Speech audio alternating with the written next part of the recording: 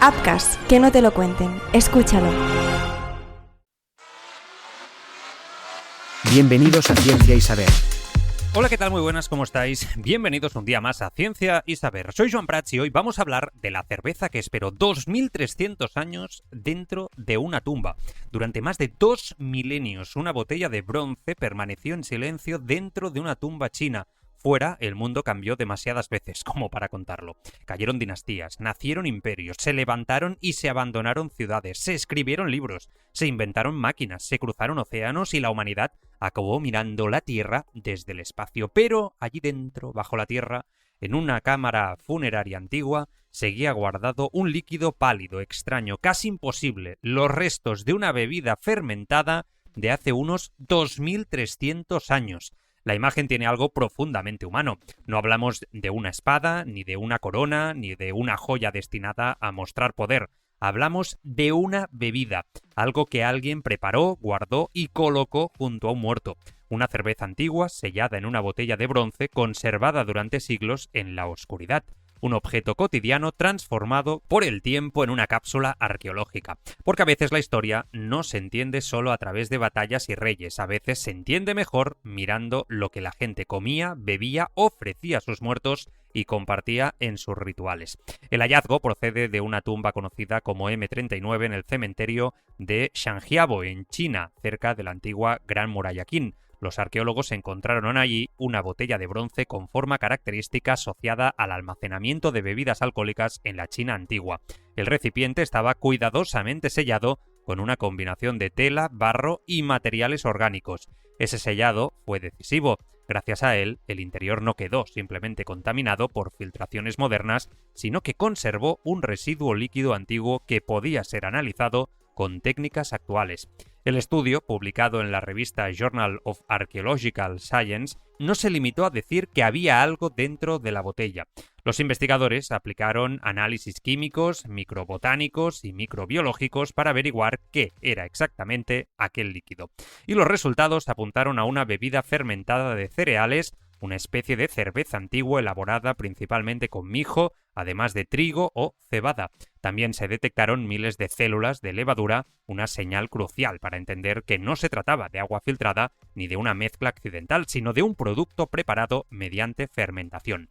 La palabra cerveza, en este contexto, necesita una pequeña explicación. No debemos imaginar una cerveza moderna, dorada, con espuma perfecta, servida en una copa fría y elaborada con lúpulo como las actuales. La cerveza antigua era otra cosa. En muchas culturas era una bebida espesa, cereal, nutritiva, a veces turbia, a veces ácida, a veces aromatizada de formas muy distintas. Era alimento, ritual, medicina, símbolo social y tecnología. Porque fermentar no es simplemente dejar que algo se pudra. Fermentar es aprender a domesticar microorganismos invisibles mucho antes de saber que existían. Ahí está una de las grandes maravillas de esta noticia. Los antiguos Qin no conocían la microbiología moderna, no sabían lo que era una célula de levadura en el sentido científico actual. No podían mirar al microscopio ni explicar el metabolismo de los azúcares, pero sabían por experiencia que ciertos cereales, ciertas mezclas, ciertos tiempos, ciertos recipientes y ciertos fermentos producían una bebida determinada. Esa es una forma de conocimiento muy antigua. Conocimiento empírico, acumulado, transmitido por práctica y repetición. Una ciencia sin lenguaje científico.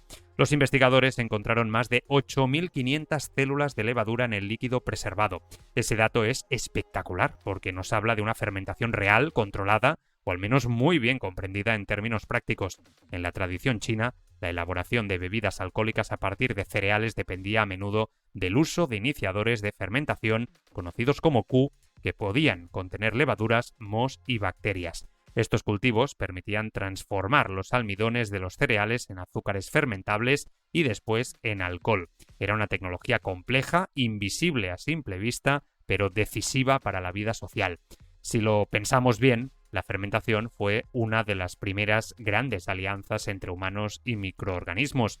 Mucho antes de que la medicina hablara de bacterias, antes de que Pasteur explicara la fermentación, antes de que entendiéramos qué ocurre dentro de una masa de pan o de una cuba de vino, nuestros antepasados ya manipulaban esos procesos. Hacían pan, cerveza, vino, queso, vinagre, salsa de soja, yogur, kimchi, chucrut y decenas de alimentos fermentados. Cada cultura encontró su manera de pactar con lo microscópico.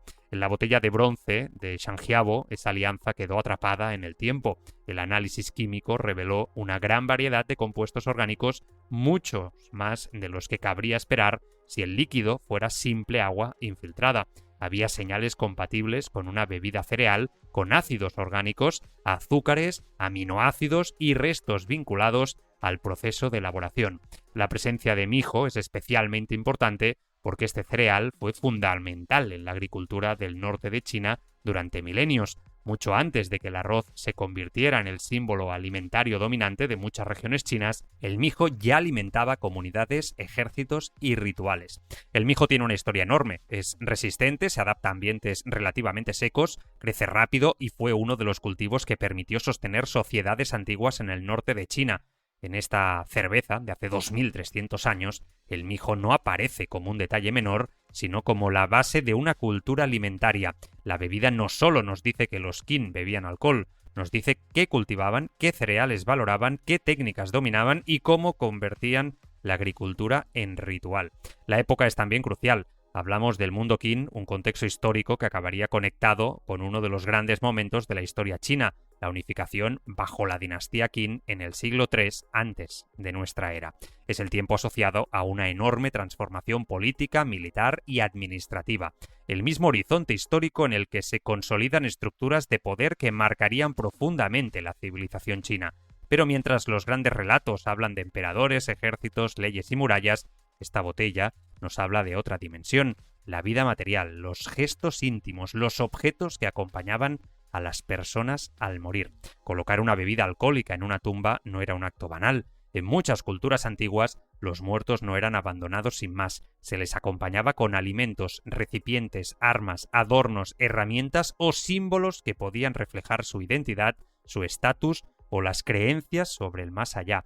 La comida y la bebida eran una forma de cuidado, de continuidad, de relación entre vivos y los muertos. La botella de bronce pudo ser una ofrenda funeraria, un recurso para el viaje al otro mundo o una señal de papel social de la bebida en aquella comunidad. También conviene recordar que la cerveza no fue un invento marginal en la historia humana. En Mesopotamia, Egipto, China, América y otros lugares, las bebidas fermentadas acompañaron la formación de sociedades agrícolas. Hay una hipótesis muy sugerente, debatida pero fascinante, que plantea que la producción de cerveza pudo haber incentivado el cultivo intensivo de cereales en algunas comunidades antiguas, no porque toda la agricultura naciera para beber alcohol, sino porque las bebidas fermentadas ofrecían calorías, seguridad relativa frente a aguas contaminadas, cohesión social y valor ritual.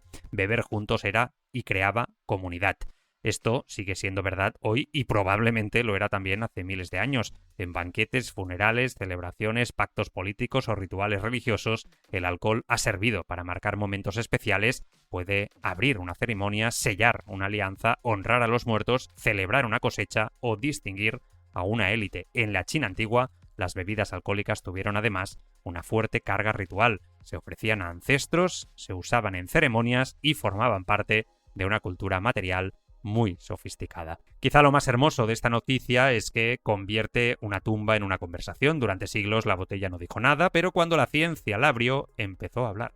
Habló del mijo, del trigo, de cebada, de levaduras, de fermentos, de sellados, de rituales, de agricultura y de muerte. Habló de una sociedad que ya sabía transformar lo invisible en alimento y símbolo.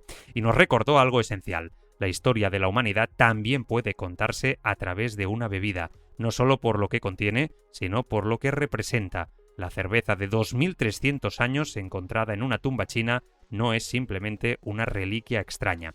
Es una prueba líquida de que nuestros antepasados ya buscaban lo mismo que nosotros: conservar, celebrar, acompañar y recordar. Y tal vez, incluso en la muerte, dejar algo preparado para el último viaje. Durante más de 2 milenios, aquella botella esperó bajo tierra. Cuando por fin fue encontrada, no trajo una voz, ni una inscripción solemne, ni una revelación imperial. Trajo algo más cotidiano y por eso más profundo, una bebida hecha por manos humanas. Mañana más, Ciencia y Saber. Ciencia y Saber, una producción de Upcast. Upcast, que no te lo cuenten. Escúchalo. en mito, en presidente. Esta no es una historia sobre política, es una historia sobre lo que pasa cuando un país confunde gloria con salvación. ¡Santiago Galán! ¡Eres eterno! ¡Gol para la historia! Dicen que el poder revela quién eres, pero hay hombres a los que el poder no revela nada, solo los desata. Nací en el campo de batalla y aquí estoy. Por fin vamos a cambiar las cosas. Vamos a devolver a España su lugar. En una noche como esta, no se debate, se sobrevive. Porque este país se mide no por cómo trata sus más ricos, sino por cómo cuida a los que más lo necesitan. En la víspera del debate más importante de una nación, un líder está dispuesto a quemarlo todo. ¡Seguridad! ¡Llévense a Raquel ya! ¡Lo tenéis todo grabado! Somos dinamita. Somos inevitables. Una ficción sonora de Joan Prats protagonizada por Hugo Silva. El Partido del Poder, de Appcast. Disponible en las plataformas de podcasting.